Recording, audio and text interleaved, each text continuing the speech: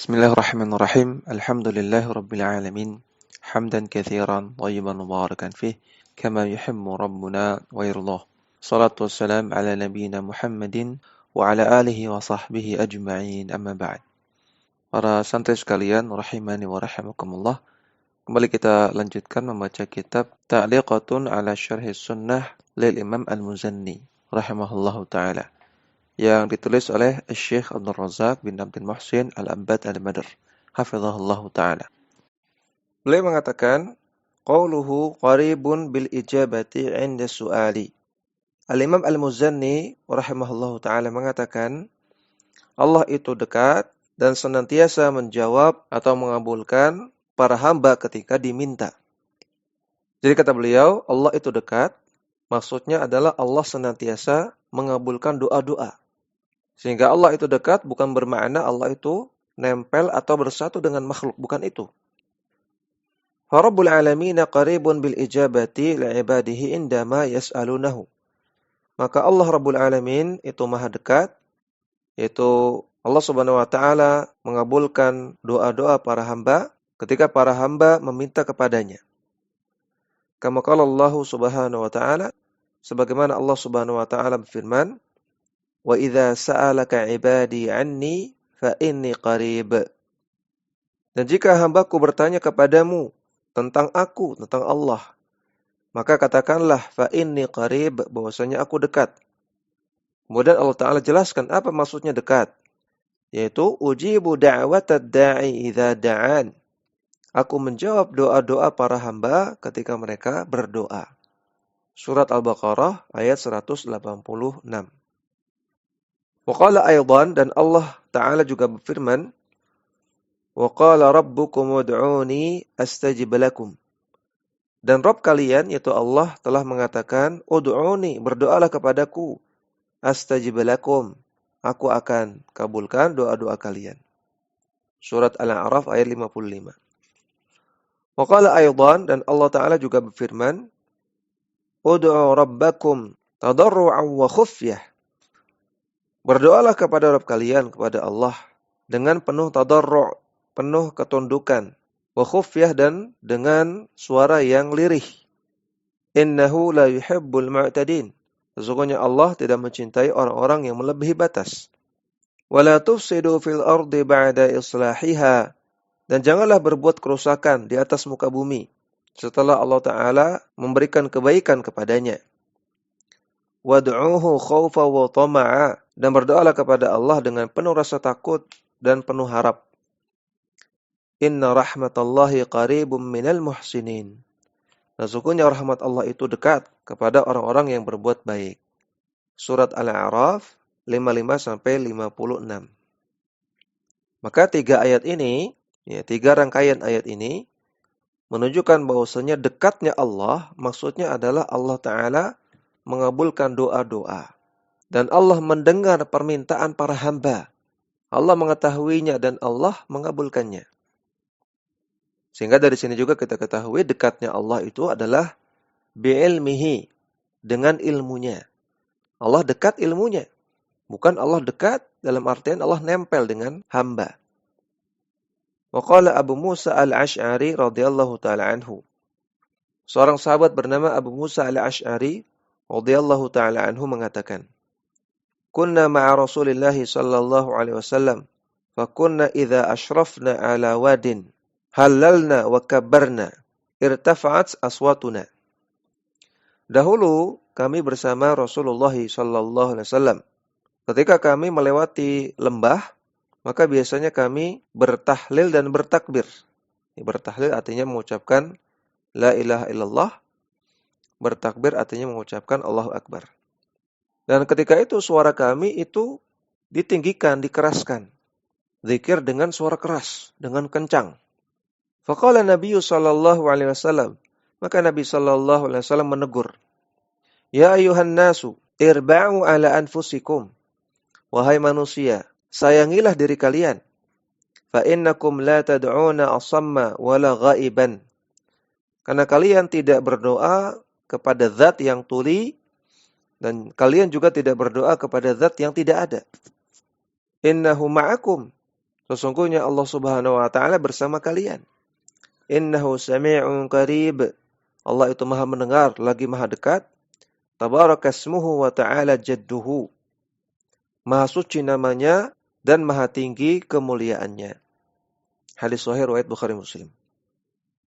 Ya, perhatikan, di sini Rasulullah sallallahu alaihi wasallam menyebutkan sifat qarib, sifat dekat ketika menegur para sahabat yang berzikir dengan keras.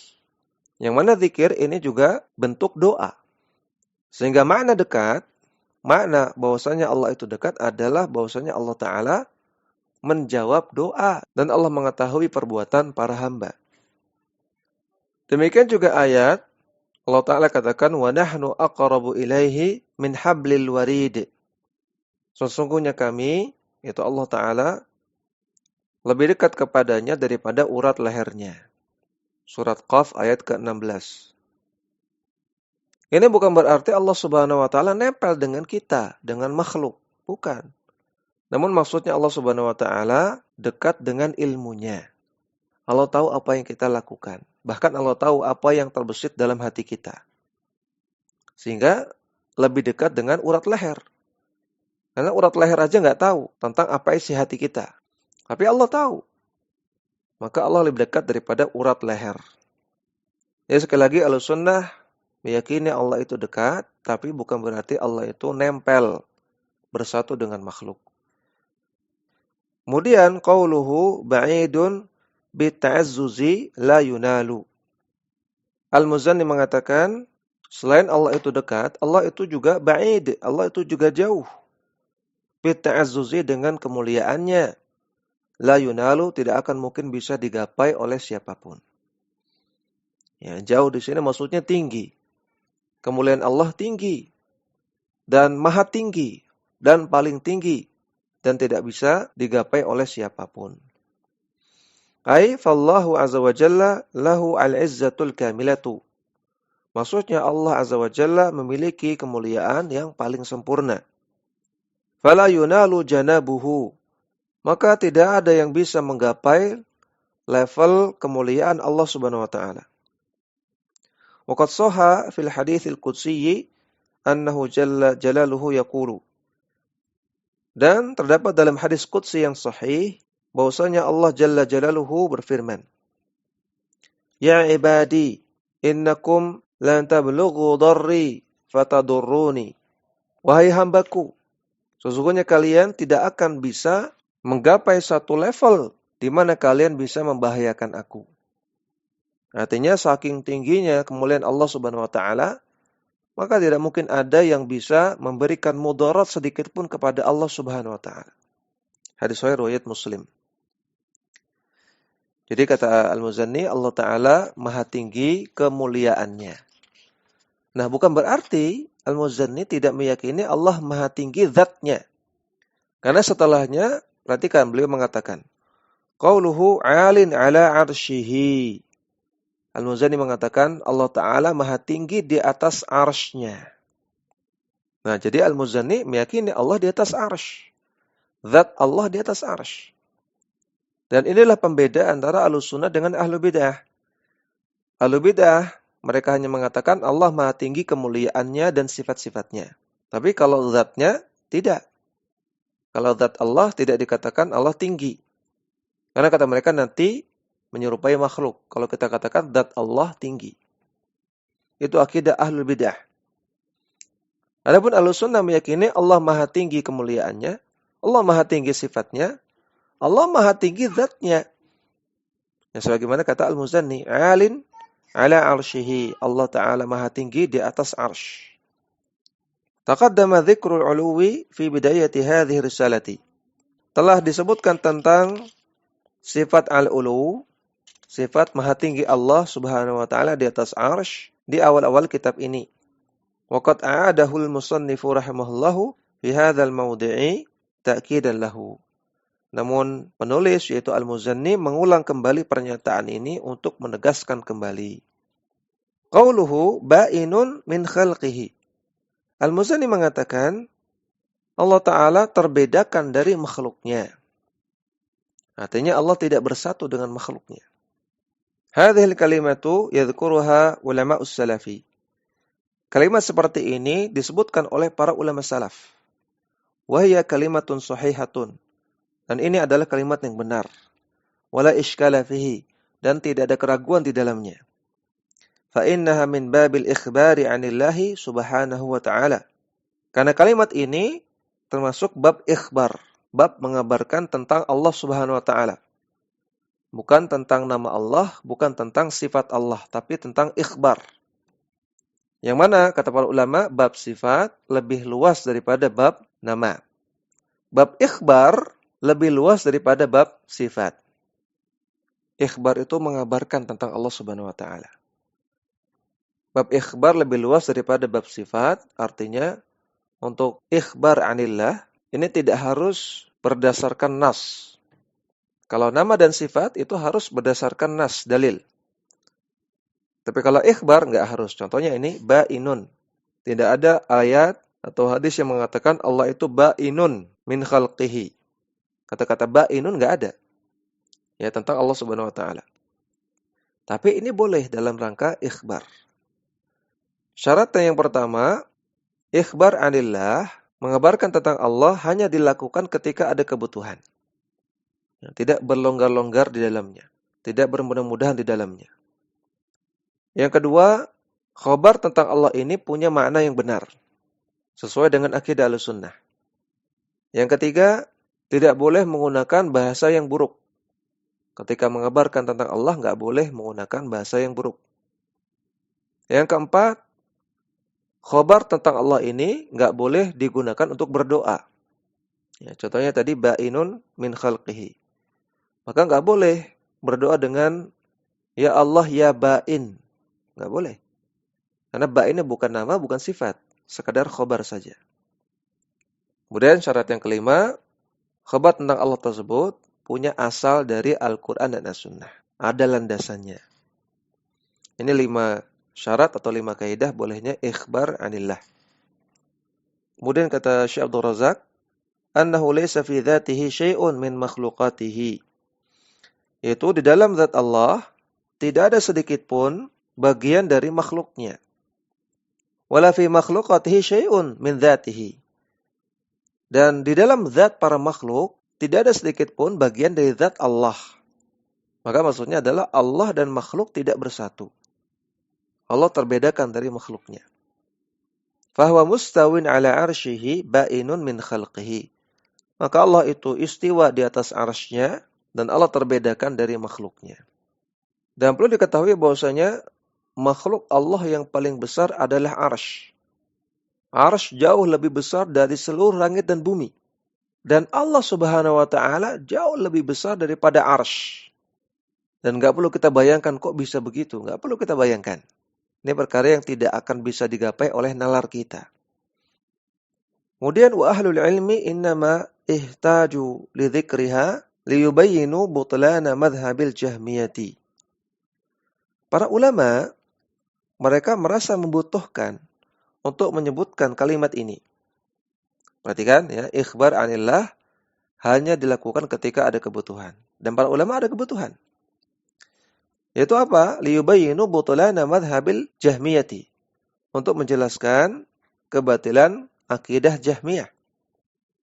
Al-qailina yang mereka mengatakan, innallaha subhanahu fi kulli makanin. Allah Subhanahu wa taala ada di mana-mana. Ta'ala Allahu an dzalika, maha tinggi Allah dari tuduhan seperti itu. Maka ucapan seperti ini akidah Jahmiyah. Allah ada di mana-mana.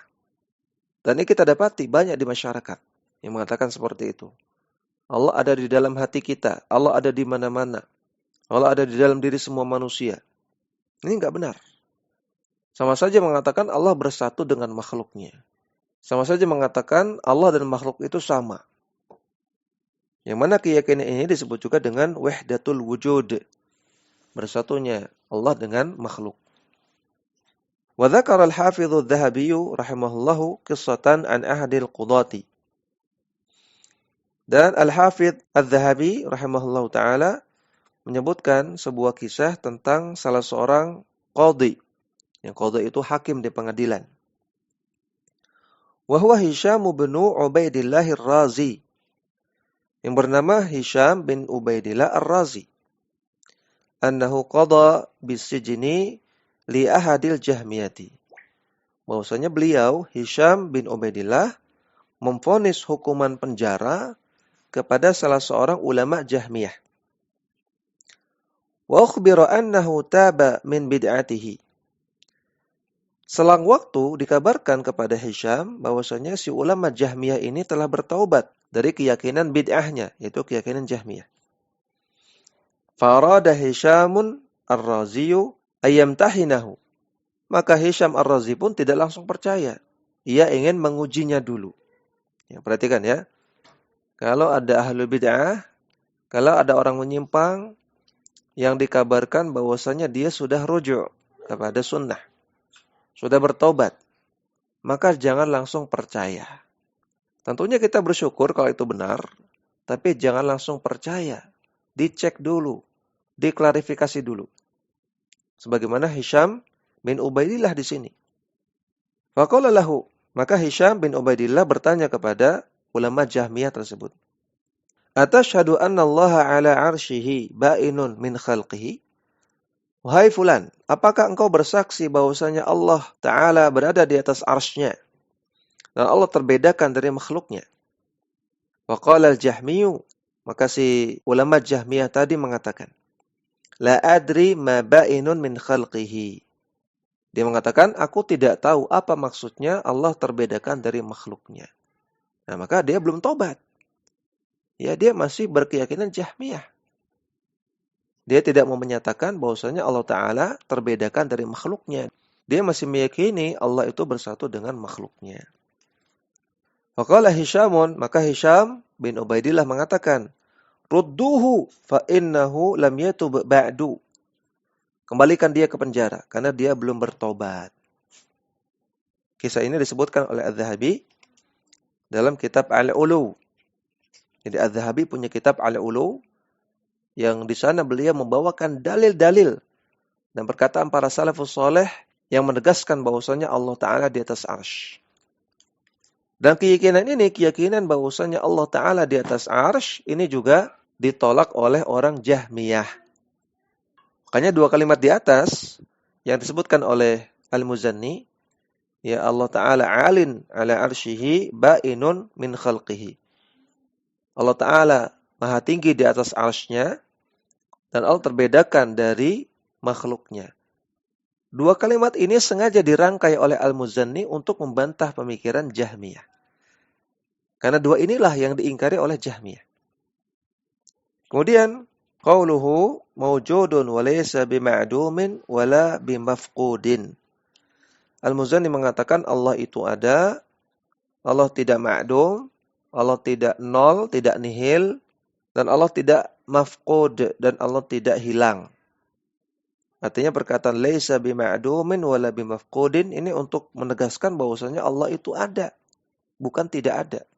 Wa hadza aidan ibtalun minhu rahimahullahu limaqalatil Jahmiyati. Perkataan ini juga dikatakan oleh Al-Muzanni ibtalun minhu rahimahullah karena beliau rahimahullah ingin membatalkan limaqalati al-Jahmiyati, perkataan orang-orang Jahmiyah berikut ini. Yaitu mereka mengatakan annallaha la fawqa wa la taht wa la an yaminil alami wa la an shimalihi ila akhirih. Kata mereka Allah itu tidak di atas, tidak di bawah, tidak di kanan alam, tidak di kiri alam, dan seterusnya. Lihat, ini perkataan atau akidah orang Jahmiyah. Kalau Allah Sunnah gampang. Allah di atas arsy. Sesimpel itu. Orang Jahmiyah itu rumit sekali. Allah tidak di atas, tidak di bawah, tidak di samping, tidak di dalam, tidak di luar. Rumit sekali. Maka, perhatikan kata Syekh Abdul Razak, fawasafullaha subhanahu bil adami. Maka kalau begitu orang Jahmiyah sama saja mensifati Allah dengan ketiadaan. Berarti sama saja Allah enggak ada. Ta'alallahu amma yaqulun. Maha tinggi Allah dari tuduhan yang mereka katakan tersebut. Wa subhanallahu amma yasifun. Dan maha suci Allah dari sifat-sifat yang mereka sematkan tersebut. Ini yang bisa kita baca, mudah-mudahan bermanfaat. Wassallallahu ala nabiyyina Muhammadin wa ala alihi wa sahbihi wasallam.